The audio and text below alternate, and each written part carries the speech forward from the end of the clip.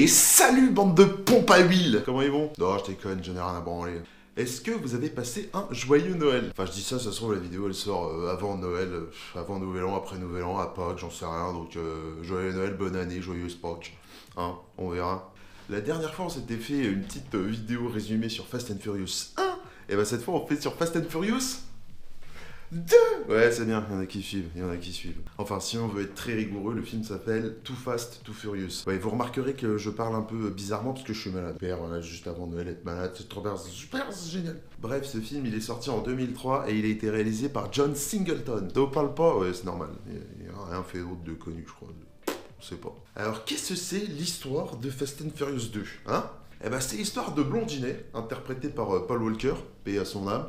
Bon, c'est la dernière fois que je leur dis, hein, parce que je vais pas le dire à chacun des films Fast and Furious, sinon pas sorti du cul du coq. Hein. Et donc l'histoire, c'est le petit Blondinet, hein, qui est maintenant un malfrat. Hein. Dans le premier, il est flic, là, dans l'autre, dans le 2, c'est un méchant. Hein, c'est un méchant parce qu'il est plus flic. Et il va se faire rattraper justement par son passé de flic, et on va lui demander d'entrer un cartel de Diodro. Parce que la Diodro, c'est rigolo. Oui, du coup, on demande à un flic qui a rompu son serment de servir à nouveau sous prétexte qu'il ait réussi la mission et on lui efface son casier judiciaire et il redevient quelqu'un de gentil. Pas flic, hein, mais quelqu'un de gentil. Voilà, c'est les États-Unis. Hein.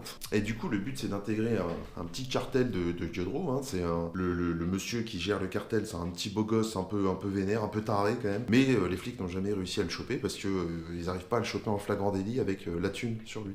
Et donc les flics n'ont pas eu meilleure idée que d'envoyer deux connards avec leur caisse de Kekos pour démanteler le cartel. Bon, je vous dis, hein, les Fast and Furious, le scénar, à chaque fois il tient sur un post-it.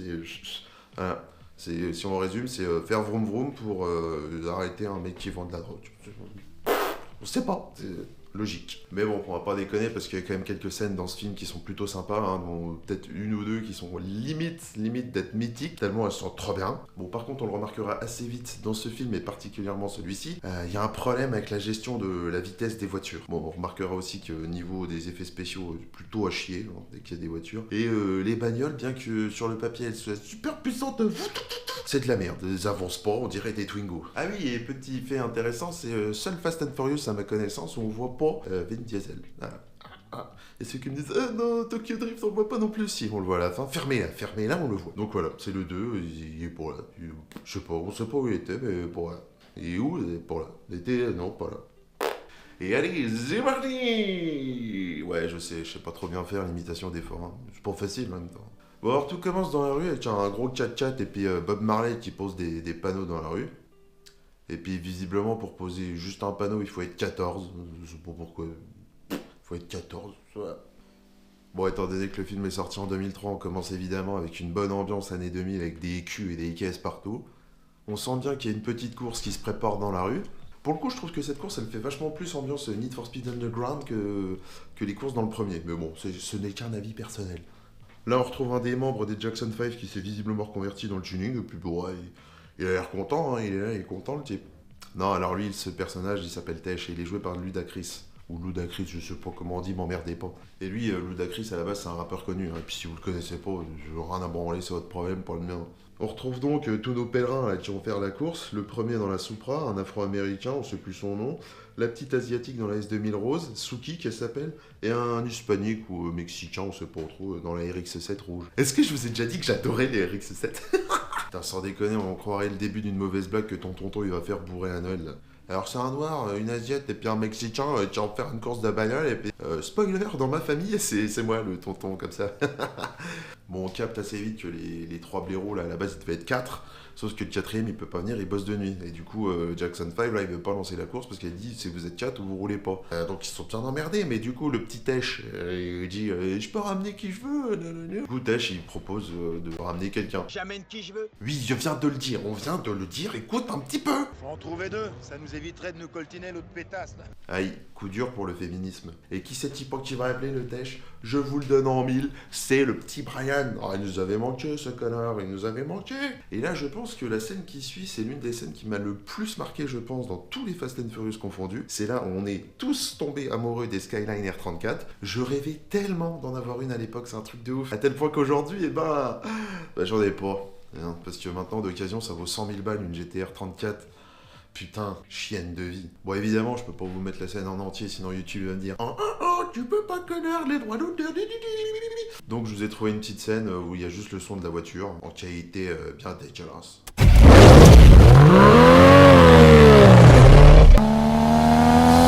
Classe de ouf, non? Sérieux.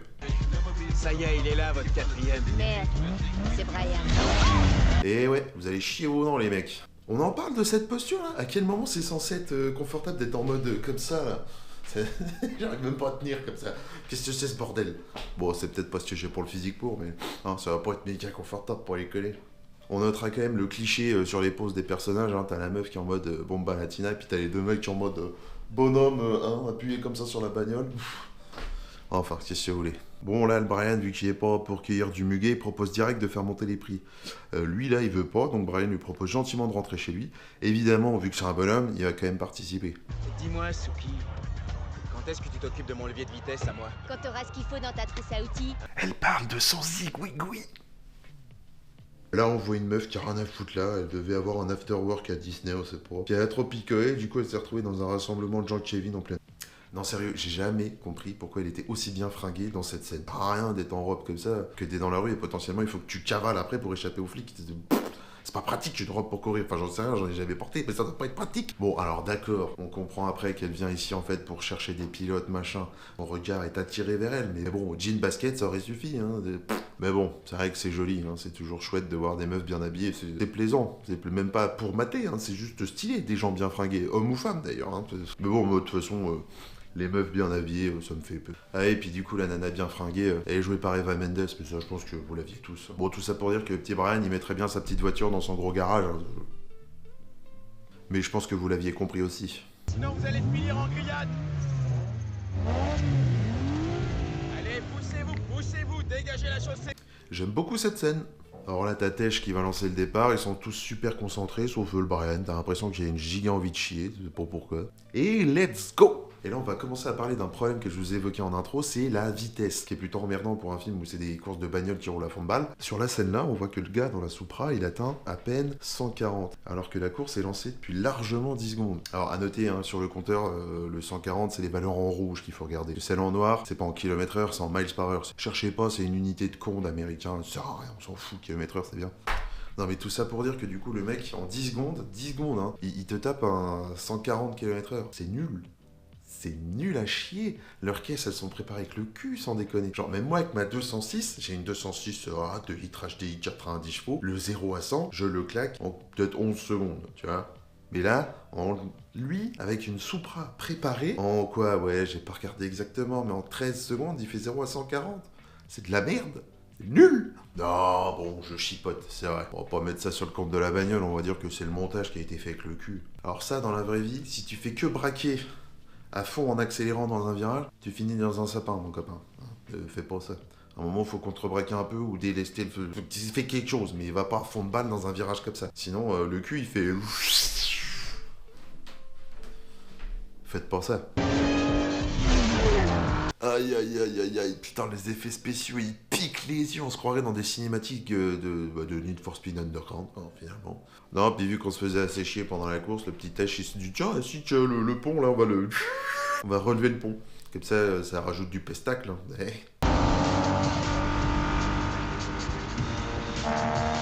Le pont. Ouais, bien vu, Sherlock. Le pont est relevé. Waouh, hein, tu l'as vu? Waouh.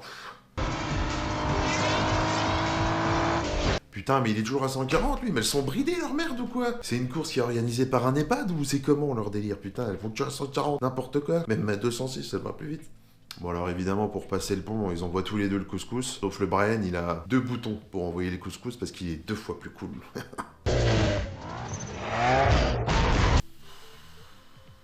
Bon, alors là, clairement, la physique, elle se fait enculer sur la scène là. La Supra finit dans un sapin. De toute façon, c'est là qu'est leur vraie place, à ces caisses-là, dans le caniveau. Le petit Brian remporte la course, remporte l'argent. Champion! Laissez passer. Elle a pas bougé. Ça fait 2 heures qu'elle est comme ça.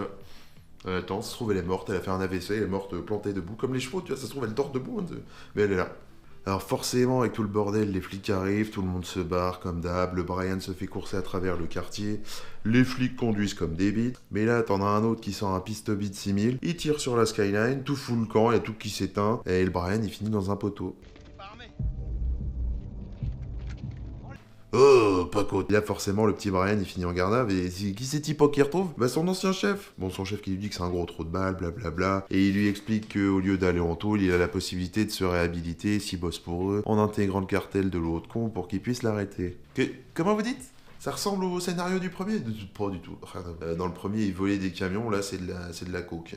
Rien à voir. Un petit peu. Bon, évidemment, dans le deal, il devait être 2 chauffeurs, alors les flics, ils lui proposent l'autre con, là. On l'a vu, celui-là, légèrement plus tôt. C'est celui qui s'est tapé une caisse comme ça, dans une ligne droite, avec sa caisse de flic. Bon, c'est une bite, quoi. Et Brian, évidemment, il a compris que le mec en face de lui, c'était une bite. Du coup, il va lui poser la question fatidique du film. Il est question qu'on forme une équipe. Mais est-ce que tu peux dire quel serait le meilleur moteur pour une Skyline, le Gallo 12 ou le Gallo 24? Et cette espèce d'abruti répond le 24. Mais qui est con? Mais qu'est-ce qui est con? Déjà, premièrement, il pense que le plus gros chiffre, c'est forcément mieux. Je suis désolé, c'est pas la taille qui compte, hein. Et en plus, Gallo, c'est la marque de la pizzeria, le gobelet qu'il tient dans la main. Putain, mais qu'est-ce qui est débile, ce mec, c'est pas possible. Et sans déconner, ça l'a même pas fait tiquer, parce que forcément, sa pizza et son putain de gobelet, il a forcément été les acheter ou demander à des collègues. Il savait pertinemment que la pizza allait être achetée dans le magasin, enfin la pizzeria qui s'appelle Gallo. Le mec n'a pas tilté qu'on lui parlait de... Putain... Quête-mon con. Non, mais je suis sûr que c'est un flic qui roule en Tesla, je suis sûr, tous des gros connards. Bref, le Brian, il dit que le truc, il veut bien le faire, mais à condition de faire équipe avec un de ses anciens potes, un avec qui il a déjà fait 1000 conneries, El Famoso. Roman Pierce. On retrouve donc le personnage susnommé dans une arène de stock car. On comprend vite que le bonhomme, il a des problèmes avec la justice parce qu'il a un petit bracelet tendance sur la cheville. Mais il a l'air de bien se démerder dans sa vie, il est content, sauf quand il voit le Brian, là, il est plus content. Le Brian va alors lui parler du bon vieux temps en l'apostrophant légèrement. Bon, visiblement, le bon vieux temps, il est derrière eux. L'autre, il a fait de la tôle, soi-disant à cause de Brian, alors qu'en fait, il avait volé plein de bagnoles, etc. Enfin bref, il accuse Brian, parce qu'il a pas vraiment d'excuses, et il assume pas ses conneries, quoi. Ta gueule, toi. Ok, pardon, mais assume tes conneries, gros, assume tes conneries. Mais il lui explique le deal, il lui dit que s'il fait la mission, plus de bracelet électronique, et donc l'autre, forcément, il est d'accord. On retrouve donc nos 2 joyeux lurons chez les flics, où ils vont se faire briefer.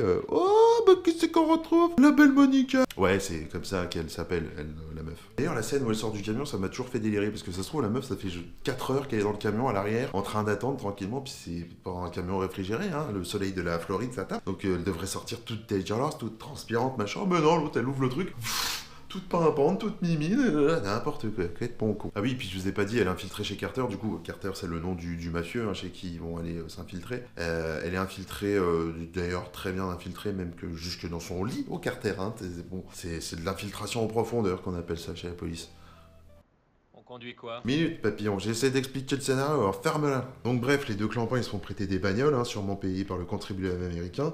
Bah super, les impôts américains, c'est bien dépensé ça encore, génial. Si vous avez le moindre souci, dites-le moi. Il y en aura pas. Qu'est-ce que c'est que cette manière de serrer une main? Elle fait un AVC en même temps, elle ou quoi? N'importe quoi. Scène sympathique, hein, qui sert à rien, mais elle est là, elle est bien, c'est pas mal, c'est joli, un petit hélico qui survole le truc, c'est cool. Bon, forcément, le Brian, vu qu'il réfléchit avec son zizi, il va essayer de pécho Monica, hein. En même temps, à sa décharge, qui n'essaierait pas? Pour ce faire, il va lui faire le coup du regard. Il va rouler à fond de balle sans regarder la route, mais en la regardant dans les yeux, parce que c'est intense de regarder une meuf dans les yeux. Beau gosse de ouf. Alors, petit message de prévention élémentaire, n'essayez pas de faire ça dans la vraie vie. Hein. Moi, j'ai déjà essayé, forcément, avec mon auto, et j'ai fini dans le ravin. Hein. J'ai plié l'auto. Bon, après, je faisais le coup en me regardant moi dans le reflet du rétroviseur. Bon, c'est peut-être pour ça que ça n'a pas marché. Mais n'essayez pas quand même, faites pas les cons, hein. Et nos 2 petits loulous se retrouvent devant la maison du méchant pour postuler à leur nouveau job, qui nous donne l'occasion de rencontrer tous les concurrents qui ont des très grosses caisses, des trucs sérieux quoi. Et parce que là, on a les 2 pimpins, ils arrivent avec leurs 2 caisses de comics, qu'est-ce qu'ils foutent avec ça? En face, t'as des grosses Viper, t'as des grosses cylindrées bien ricaines, ils vont rien faire les mecs, c'est des caisses de connards, c'est des caisses de clowns qu'ils ont. T'es un vrai comique, Fandy. Je t'emmerde. Moi je l'aime bien cette vanne, arrête de te faire foutre. On rencontre enfin le vilain pas beau, le méchant, le pas gentil, qui leur dit qu'il s'est fait envoyer sa caisse à la fourrière et que le premier duo qui lui ramène le colis qu'il y avait à l'intérieur de la bagnole, ils auront le job. Et les autres, ils iront se faire foutre. Allez, on s'échauffe bien avant de partir. Et commence ainsi la course pour le job. Sauf que Brian et Roman ne savaient pas un truc, c'est que leurs bagnoles, elles sont équipées de GPS. GPS que les flics suivent et ça va poser problème. Et évidemment, les flics, ils sont en train de les suivre, ils vont croire qu'ils essaient de se barrer. Donc les flics, pas contents. Et il va y avoir des petites conséquences après. Là, on sent que nos deux loustiques, ils recommencent à bien s'apprécier, hein, ils déconnent tous les deux. Bon, les autres pilotes, globalement, ça a l'air d'être des sacrés bites, hein, l'autre, il est même pas foutu de viser correctement entre deux camions.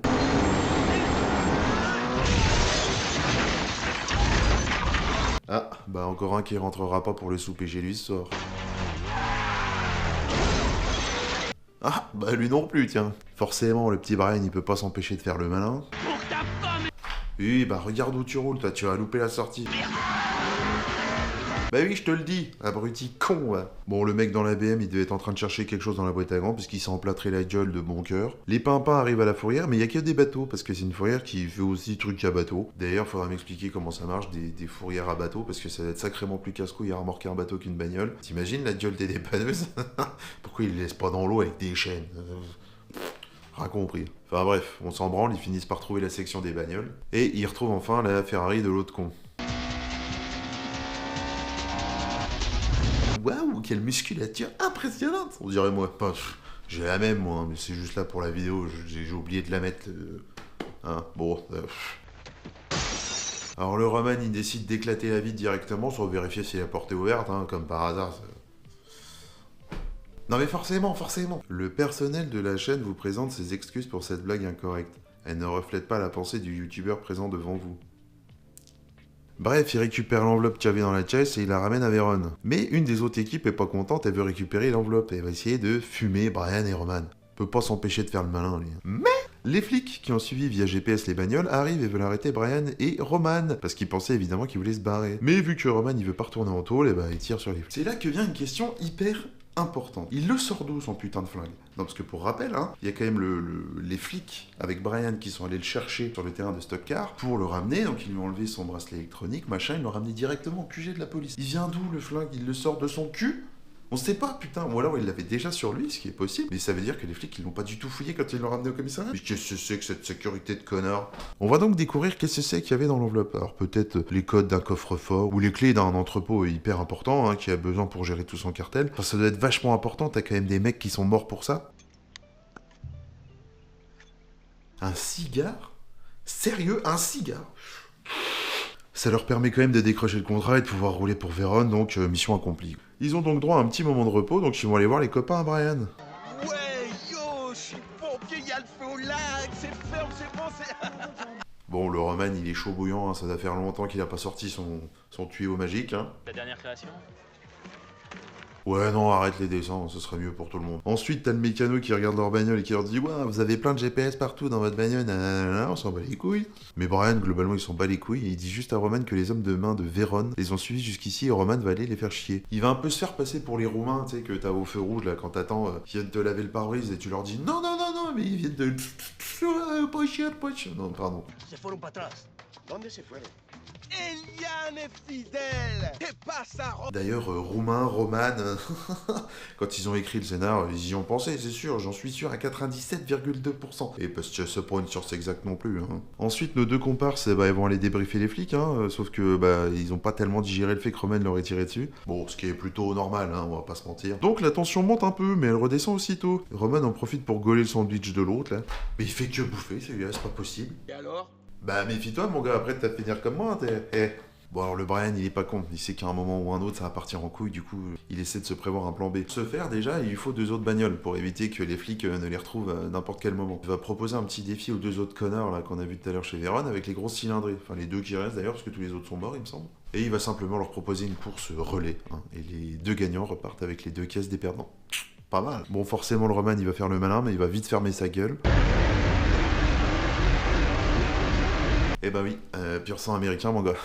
Roman se fait clairement doser sur la première partie de la course, sa caisse est largement moins puissante, et vu que c'est une ligne droite, la caisse ricaine elle a l'avantage. plus tellement là, hein. Et t'inquiète, je vais te l'emballer vite fait. Bon alors j'ai jamais compris ce genre de scène où t'as les mecs qui réussissent à se parler alors qu'ils sont dans une bagnole différente, mais bon...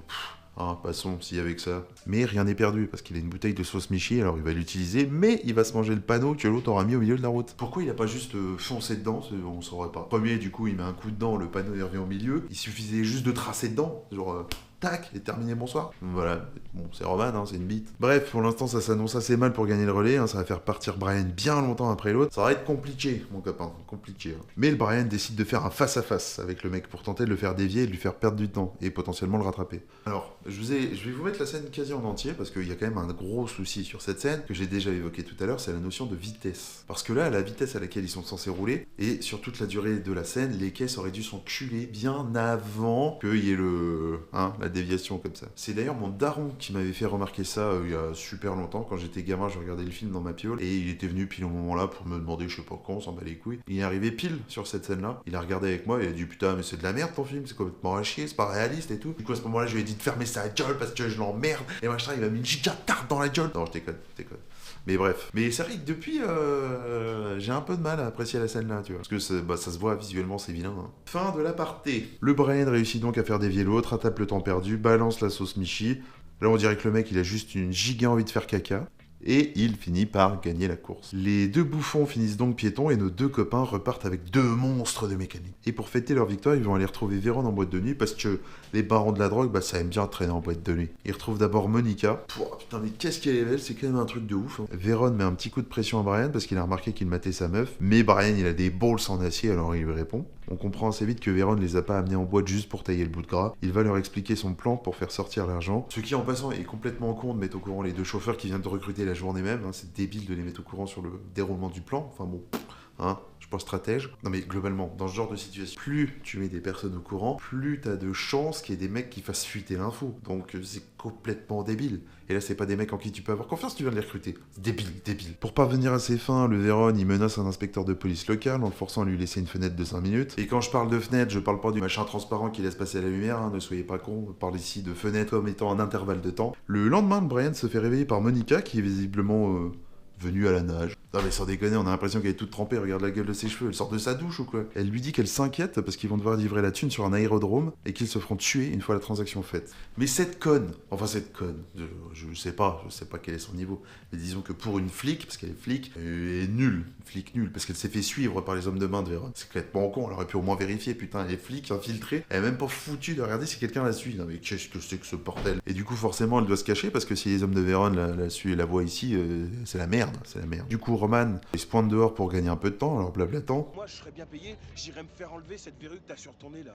Nickel, c'est exactement la phrase qu'il fallait sortir pour les énerver. C'est super malin, Roman, bien joué. Bon, heureusement, il trouve pas Monica, donc Roman leur renvoie ses salutations distinguées. Et que je revois pas ta sale gueule sur ce bateau. Évidemment, ça part un peu en couille, ça commence à se battre, à sortir les flingues et tout le tralala. Mais Véron débarque avec une entrée digne d'un cartoon. Hop là, comme ça. Mais qu'est-ce qu'il fout là, lui, d'ailleurs, sérieux, putain. Bon, passons. Bon, ils mettent au courant les flics, mais globalement, les flics s'en battent les couilles. Donc, ils vont devoir assurer leur job et se démerder pour s'en sortir. C'est là que le plan B de Brian va entrer en action, sans qu'on sache ce que c'est vraiment. Mais du coup, ils commencent à se préparer, ils modifient les bagnoles qu'ils ont récupérées, etc.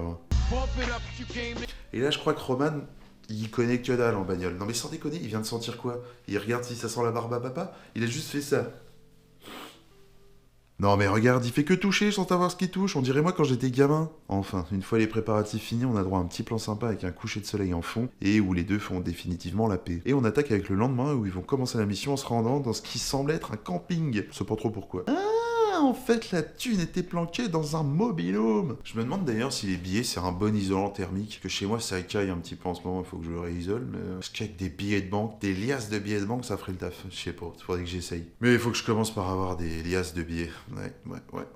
Je vais voir la banque s'ils peuvent m'en prêter. Juste comme ça, hein, pour voir. On retrouve notre inspecteur corrompu qui dit à ses hommes sur place de rien branler pendant 5 minutes. Et au bout de 5 minutes, il envoie la cavalerie. Donc, course-poursuite et tout le tralala. On retrouve les flics avec les pistobits 5000 du début. Il rate la caisse de Roman, mais il touche partiellement la caisse de Brian, qui perd en puissance, mais qui coupe pas entièrement comme au début. Alors le Brian, il essaie de débrancher le bordel tout en se mettant en dehors de la bagnole, tout en ayant son pied sur l'accélérateur pendant que l'autre y tient le volant. Il finit par le détacher et le balance dans la caisse de flic derrière lui. Bon, du coup, on rigole, mais ils sont quand même pas mal dans la merde, parce qu'avec autant de bagnoles de flics au cul, jamais ils vont pouvoir livrer l'argent. Ils se feront serrer forcément avant. C'est là que intervient le plan B de Brian. Zut. Terrible. Et là, accrochez-vous mes cons, parce que c'est une des scènes les plus marquantes du film. Peut-être la plus marquante. J'adore cette scène.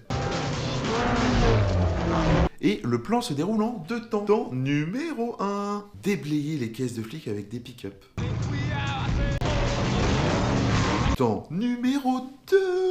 Semer la confusion.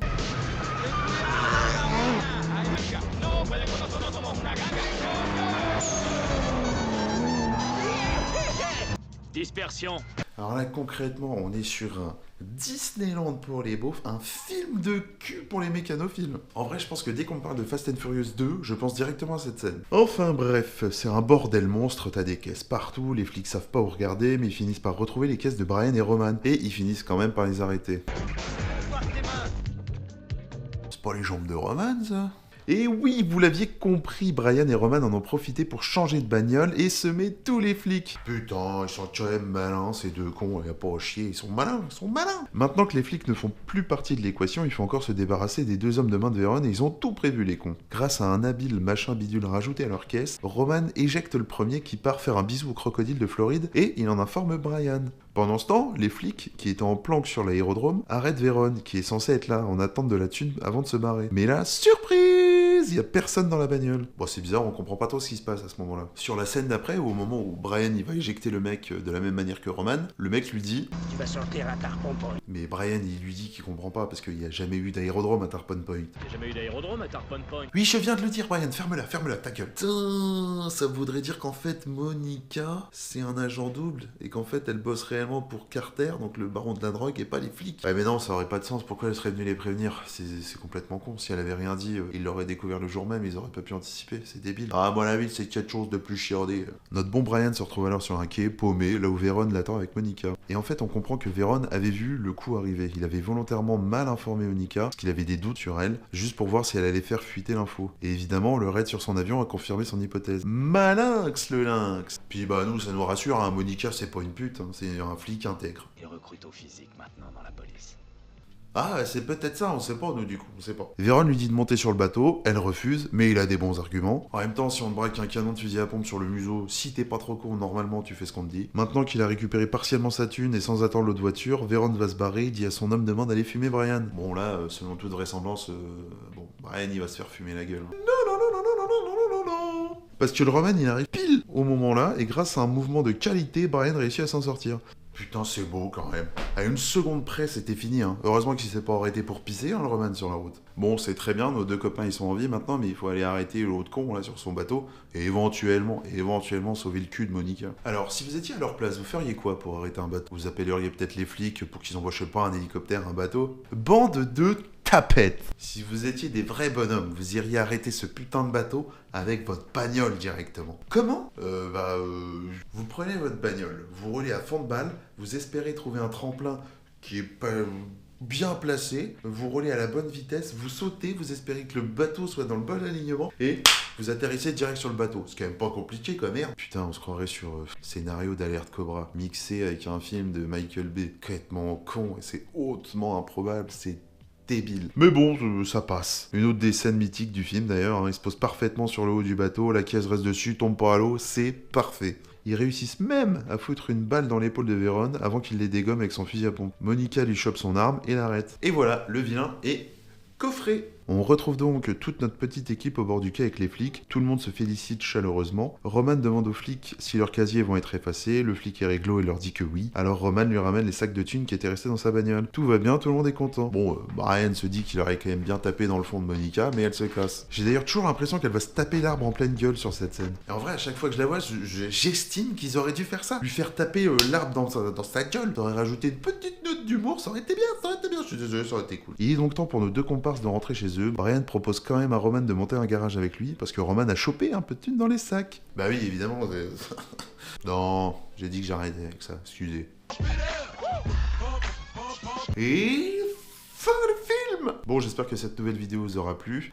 Moi, comme d'hab, ça m'a fait marrer de la faire. Prochaine vidéo, je sais pas si je la fais sur Fast and Furious 3, donc Tokyo Drift, ou un autre film. Je vais essayer de faire des formats intermédiaires, parce que là, du coup, je pense que les sorties des vidéos de résumé, ça se fera toutes les 3 semaines. Et entre-temps, j'essaierai bien d'intercaler des formats différents, donc à voir. C'est en cours de réflexion, je verrai bien. En attendant, n'hésitez pas à like la vidéo, vous abonner, me suivre sur les réseaux, Twitch et tout le tralala. Je vous fais des gros bisous, on se voit bientôt, et